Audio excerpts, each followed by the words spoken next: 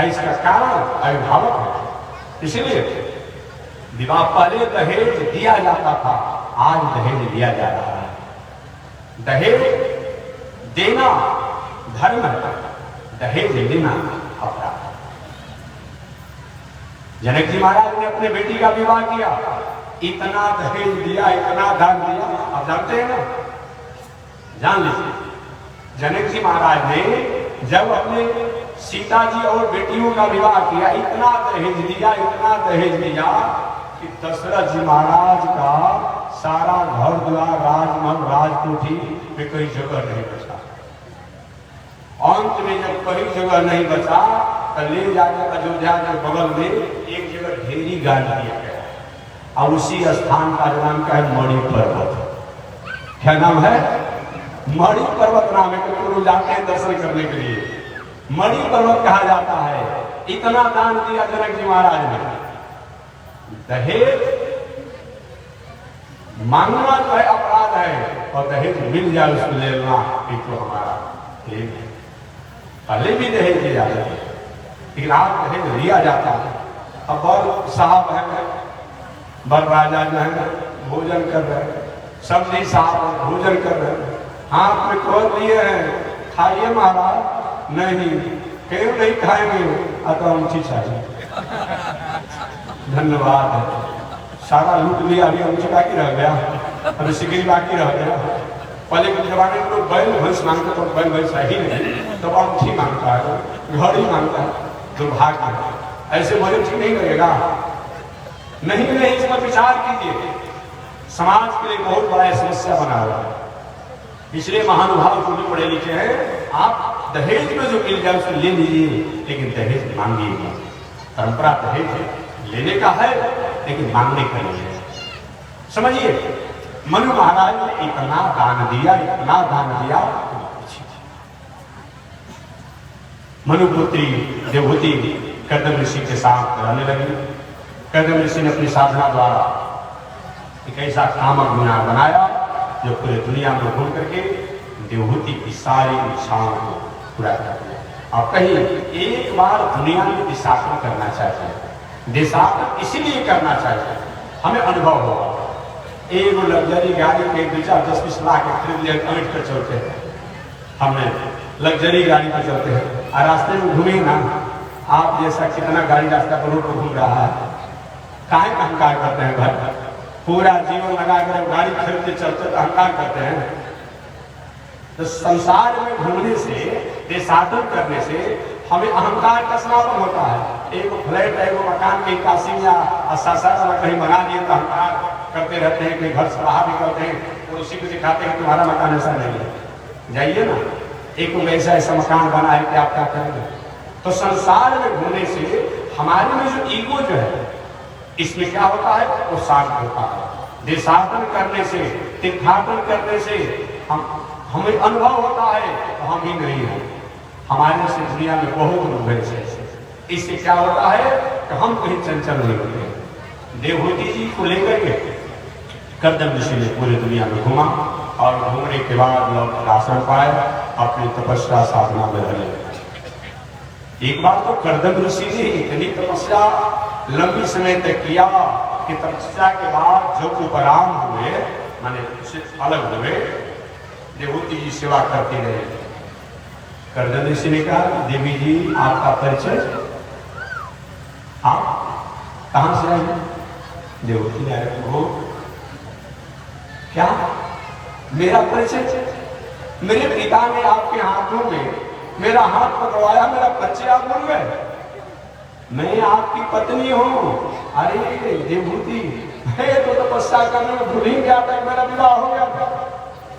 अच्छा क्षमा करो, तुमने इस मर्यादा में रहा, और बाद में चल करके कि प्रभु मेरी कोई कामना नहीं। आप जैसे इतने तपस्वी संत मिले हैं, हम क्या कामना है? कोई इच्छा नहीं है, लेकिन नारी का इच्छा होता है कि मेरा एक संतान होता। ठीक है, वही कर्दम ऋषि ने वैदिक परंपरा अनुसार, वैदिक मर्यादा अनुसार देवहूति के साथ वंश विस्तार के लिए संतान धर्म की मर्यादा को प्राप्त किया। समय पाकर के एक कन्या हुई।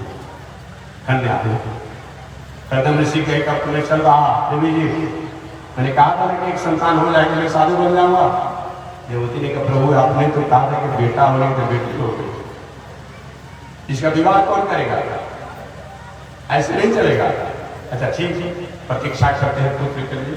और एक पुत्र की प्रतीक्षा में कर्दम ऋषि को 1 2 3 4 5 6 7 8 9 बेटी हो गई, बारी बारी से 9 पुत्रियां हो गई। कर्दम ऋषि को तो फंस गए, हम एक पुत्र की प्रतीक्षा में थे, यहाँ 9 बेटियां हो गई। और क्या किया जाए? देखिए एक बात और मैं एक बात और मैं कहूँगा। देखिए कन्या ने जो भी लड़कियां अपने घर में जन्म लेती है, ठीक है माता पिता को परेशानी होती है, लेकिन वो अपने भाग से होती है। याद रखिए वो ठीक है आपकी समस्या बनी हुई है, लेकिन साक्षात लक्ष्मी स्वरूपा है, लक्ष्मी स्वरूपा है। उनका अपने अनुसार भगवान कहने की व्यवस्था कर ही देते हैं अगर उद्देश्य होता है। अब 9 कन्याएं हो गई, 9 कन्याओं का कैसे विवाह हुआ? अब एक दिन कर्दम ऋषि हो सकता है भगवान भूल गए होंगे और नहीं आएंगे, बेटा बन गए, भूल गए होंगे, अब मैं साधु बनूंगा। एक दिन कमंडल उठाया कर्दम ऋषि चल दिए। पुनः देवती ने कहा प्रभु मैं आपको रुक तो नहीं सकती हूँ, मेरे पिता से भी आपने कहा था, मेरे पिता ने भी आपसे कहा था, लेकिन ये मेरी बेटियों का विवाह कौन करेगा, मेरी बेटियों का विवाह कौन करेगा? एक पुत्र हो जाता तो मैं अपने को भाग्यशाली मानता। कर्दम ऋषि अच्छा भगवान कहे थे तो आएंगे तो जरूर।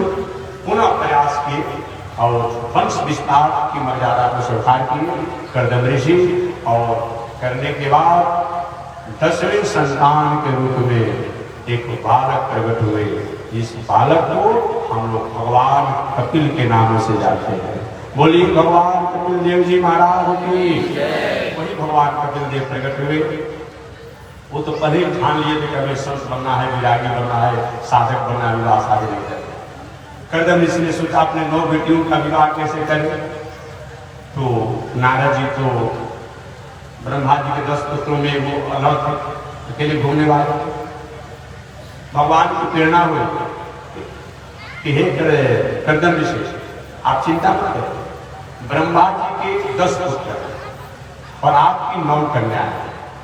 तो ब्रह्मा जी के 10 पुत्र में एक पुत्र जो नारद है वो घुमक्कड़ है, हमेशा घूमते रहते हैं। बाकी के जो 9 पुत्र जो ऋषि हैं, मरीचि, अत्रि, पुलह, कर्तु, वशिष्ठ, भृगु इत्यादि जो आप जानते हैं, इन 9 पुत्र जो ऋषि जो हैं ब्रह्मा के, इन 9 के साथ अपनी 9 बेटियों का विवाह कर दीजिए, सारा झंझट समाप्त हो जाएगा। कभी कभी लोग हमसे पूछते कि महाराज ये घर में 2-3 विवाह होना चाहिए कि नहीं? तो 9 विवाह का प्रमाण तो आप जानिए गए कि 9 विवाह एक ही घर में हो गए। कर्दम ऋषि की 9 कन्याओं का विवाह ब्रह्मा जी के 9 पुत्रों के साथ हुआ, और राम जी के 4 भाइयों का विवाह जनक जी का हुआ है, तो आप जानते हैं। तो मैं निवेदन करना था 9 कन्याओं का विवाह उन 9 ऋषियों के साथ हुआ, और मान सम्मान दान के साथ कर्दम ऋषि ने अपने बेटियों को विदा कर दिया। बेटियों को विदा करने के बाद एक दिन कर्दम ऋषि ने देवहूति जी से कहा देवी जी अब आज्ञा मैं जाऊँ? हाँ प्रभु आप जा सकते हैं, जा सकते हैं। कर्दम ऋषि ने कहा कि गृहस्थ आश्रम में स्त्री और पुरुष ऐसे हैं जैसे मकड़ा के जाल कभी आप देखे हैं? देखे हो मकड़ा मकड़ी का जाल जो लगाता है, तो एक स्त्री पुरुष के लिए, पुरुष स्त्री के लिए। अगर कहीं स्त्री बैरागी होता है तो पुरुष की आसक्ति बनी रहती है, अब पुरुष कहीं बैरागी होता है स्त्री की आसक्ति बनी रहती है। दोनों में जल्दी बैराग नहीं आता है। महाराज आपकी बात नहीं। वही कर्दम ऋषि गए और भगवान कपिल देव आप साक्षात मेरे पुत्र हैं, भले ही साक्षात ईश्वर का अवतार है, आप अपनी माता की सेवा कीजिएगा। और अपने पुत्र कपिल को छोड़ करके कर्दम ऋषि चले गए, तपस्या साधना द्वारा अपना जीवन को काट किए। इधर माता देवहूति ने भगवान कपिलदेव से कहा, बेटा ये नश्वर शरीर के उद्धार का क्या कारण है?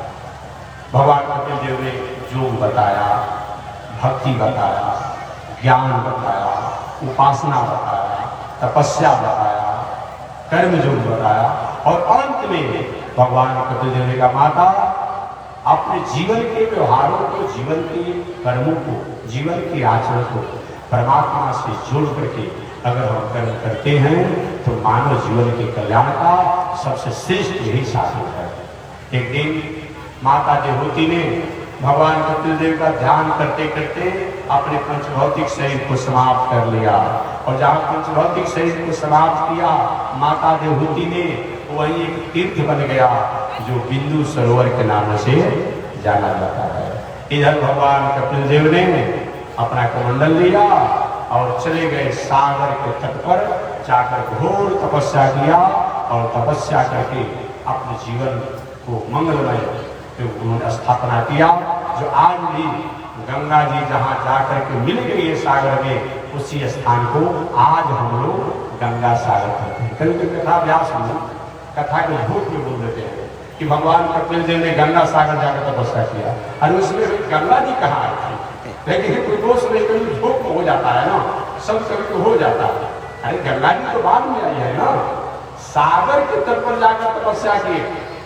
बहुत समय के बाद भगीरथ राजा द्वारा जब गंगा जी को बुलाया गया और जहाँ कपिल मुनि के आश्रम पर जाकर के जहाँ सागर में गंगा जी मिली है, उस स्थान का नाम बाद में हो गया गंगा सागर। वास्तव सागर के तट पर जाकर के भगवान कपिल ने तपस्या किया। ऐसे मैं आदि शंभु की दूसरी पुत्री देवहूति के चरित्र को बताया। तो आदि शंभु मनु के 3 पुत्रियां थी। आकृति का विवाह रुचि नाम के प्रजापति के साथ हुआ, देवहूति का विवाह जो है कर्दम ऋषि के साथ हुआ, और प्रसूति का विवाह जो है प्रजापति दक्ष के साथ हुआ। जो दक्ष की 16 कन्याएं थी, उन 16 कन्याओं में सबसे छोटी कन्या सती जी थी, जो कि जुआ अवस्था में भी विवाह होने के बाद अपने पिता के हाथ जल करके मृत्यु समाप्त हो गई। एक कथा आप जानते हैं। बाकी आदि शंभु मनु के 2 पुत्र प्रिय व्रत को उतान पा गए। इनकी चर्चा समय मिलेगा तो अगले दिन में करूंगा। आज इसी के साथ बांधेंगे। श्रीमन नारायण लक्ष्मी नारायण